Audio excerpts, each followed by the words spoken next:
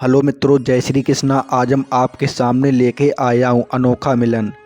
Video अच्छा लगे तो वीडियो को लाइक करें, चैनल को सब्सक्राइब कर लेना मित्रों। बदतमीजी की भी हद होती है, पता नहीं कोई शर्म लिहाज नहीं है। इसमें 1.5 वर्षीय मनु को गोद में उठाए सुधा बड़बड़ाती हुई बालकनी से अंदर कमरे में घुसी। अरे क्या हो गया और ये इतना गुस्सा किस बात पर हो रहा है?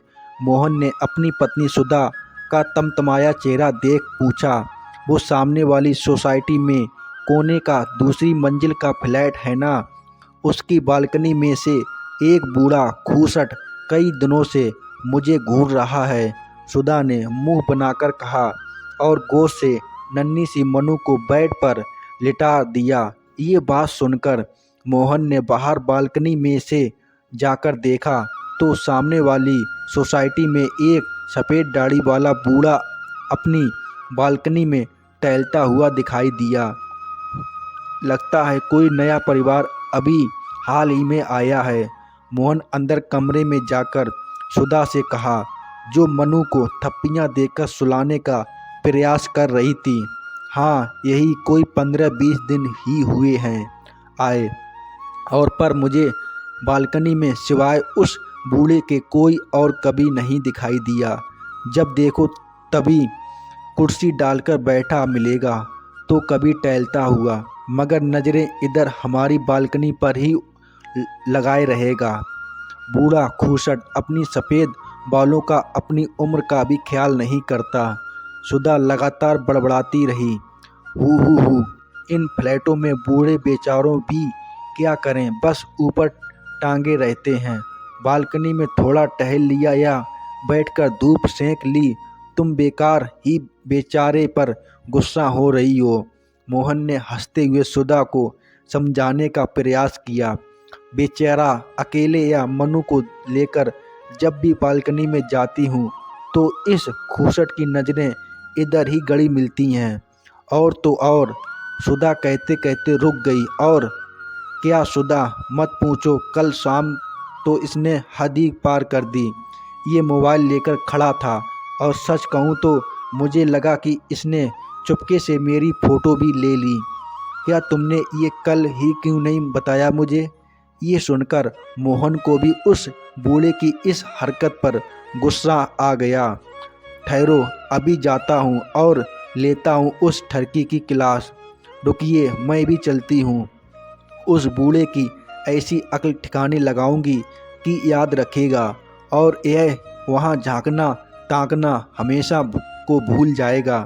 तभी काम वाली रमा वहाँ आ गई अपने काम निपटाने के लिए। अरे रमा, आ गई तू? जरा मनु का ख्याल रखना, हम अभी आते हैं। यह कहकर दोनों तेजी से नीचे उतरे और भन्नाए हुए उस सोसाइटी में रहने वाले बूढ़े के फ्लैट की सीढ़ियाँ चढ़ गए। बेल बजाने पर दरवाज़ा बूढ़े ने ही खोला। उन्हें देख बूढ़े के चेहरे पर मुस्कान तैर गई। अरे आप, आइए आइए, अंदर आ जाइए। कमरे में नाम मात्र उजाला था। दीवार से लगे एक दीवान पर कोई लेटा था। दीवान की बगल में 2 कुर्सियां और 2 मोड़े रखे थे। इससे पहले मोहन या सुधा कुछ कह पाते, एक अस्फुट सा स्त्री स्वर कमरे में उभरा, जिसके शब्द मोहन और सुधा समझ नहीं पाई। बूढ़े ने कमरे की लाइट जला दी तो कमरे की हर चीज़ साफ साफ दिखने लगी। ये पूछ रही हैं कि कौन आया है। पिछले 1 साल से अधरंग है, इसे बेड पर ही रहती है, कहते हुए बूढ़ा बुढ़िया के करीब सिरहाने की तरफ बैठ गया। तब तक मोहन और सुधा भी कुर्सियां पर बैठ चुके थे। अरे लाजो, परी के मम्मी पापा आए हैं। बुढ़िया ने लेटे लेटे गर्दन घुमाकर उन दोनों की तरफ देखा और अच्छा अच्छा कहा, जिसे बूढ़ा ही समझ पाया। बुढ़िया ने फिर कुछ पूछा, शब्दों की जगह मुंह से जैसे फूंक सी निकल रही थी। ये पूछ रही है, परी को साथ नहीं लाए? सुधा और मोहन ने एक दूजे की ओर देखा पर बोले नहीं। कल मैंने आपकी बेटी की फ़ोटो मोबाइल पर इसे दिखाई तो बहुत खुश हुई। बोली, ये तो बिल्कुल अपनी परी जैसी है। बूढ़े ने भींगी हुई पलकों को साफ करते हुए कहा और फिर बूढ़े ने बगल वाली दीवार की ओर इशारा करते हुए कहा, ये है हमारी परी।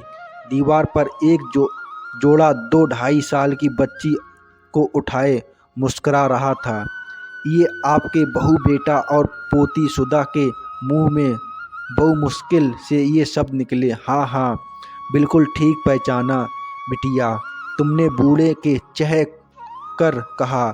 ना हमारी परी आपकी बिटिया की तरह बूढ़े का चेहरा खिला हुआ था, मगर क्या ये सब आपके साथ रहते नहीं हैं? मोहन ने चुप्पी तोड़ते हुए पूछा। इस पर बूढ़े का खिला हुआ चेहरा एकदम से मुरझा गया। उसकी आंखें भीग गईं। बेटा, अब ये तीनों वहाँ चले गए जहाँ से कोई लौट कर नहीं आता। मतलब सुधा और मोहन एक साथ बोले। बेटा, गांव से शहर आए थे, सब कुछ बेचकर बेटे बहू और पत्नी के साथ आखिरी दिन बिताने के लिए, मगर ईश्वर को ना जाने क्या मंजूर है। पहले तुम्हारी आंटी को अधरंग और फिर एक एक्सीडेंट में बेटा बहू और हमारी परी, हमने सब कुछ खो दिया। जिंदगी बोझ लगती है, मगर जीना तो पड़ता है ना। ये मेरी पत्नी है, मेरी जीवन संगिनी है, इसे अकेले कैसे छोड़ दूं? जी रहे थे कि यहाँ बेटे के फ्लैट में रहने आ गए, उस किराए के मकान में। किस्मत देखो, मुझे उस दिन बिटिया के हाथों में हमारी परी दिखाई दी तो यूं लगा कि जैसे किसी ने रेगिस्तान में किसी प्यासे को पानी दे दिया हो। जब मैंने तुम्हारी आंटी को बताया तो ये परी को देखने की जिद करने लगी, तो मैंने तुम्हारे साथ उसकी फ़ोटो खींचकर दिखाई फ़ोन पर। ये बहुत खुश हुई। महीनों बाद इसके चेहरे पर मुस्कुराहट आई थी। कहते हुए वह बूढ़ा चुप हो गया। तब तक मोहन और सुधा दोनों खड़े होकर चलने को हुए तो वह बुढ़िया कुछ बोली। दोनों ने पीछे मुड़कर देखा तो बूढ़ा बोला, पूछ रही है कहाँ जा रहे हो? चाय माँ से कहिए, उसने उनकी पोती को मिलन करवाने के लिए उनके बेटा बहू वापस आ रहे हैं। दोनों ने हाथ जोड़ते हुए कहा। मोहन और सुधा ने देखा उस बूढ़े की आंखें भीगी हुई थीं और दोनों हाथ आशीर्वाद देते हुए उठे हुए थे। मित्रों, वीडियो अच्छा लगा हो तो वीडियो को लाइक करें, चैनल को सब्सक्राइब कर देना। मित्रों, कमेंट करके बताना हमारा ये वीडियो आपको कैसा लगा। जय श्री कृष्ण।